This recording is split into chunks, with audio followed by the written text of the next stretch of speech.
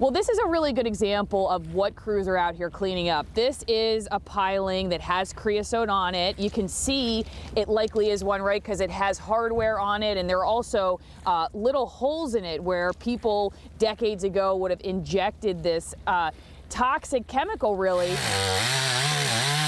The crews out here are with the Department of Natural Resources, and they're taking these big creosote pilings and cutting them apart and loading them into trucks for disposal, because they're a real problem for the marine environment, not just for fish, but also for the orca. Byproduct of the coal tar process, so it's a hydrocarbon mix of a lot of about 300 different carcinogens and a bunch of pretty nasty chemicals.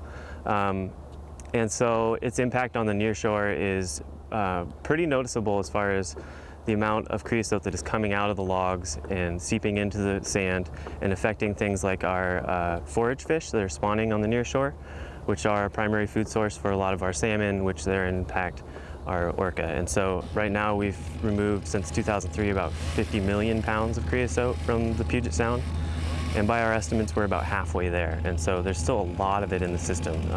There's places where you might have a lot of wood accumulating on the beach, places like Dungeness Spit or some of these parks that hang out here. And we'll come back year after year after year and find another 100,000 pounds of creosote, another 100,000 pounds of creosote.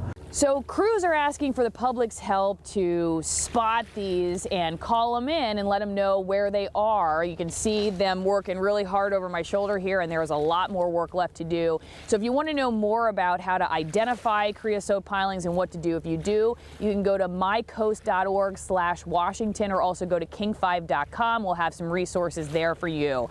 For now, near the Font Leroy Ferry Terminal, I'm Alison Morrow, King 5 News.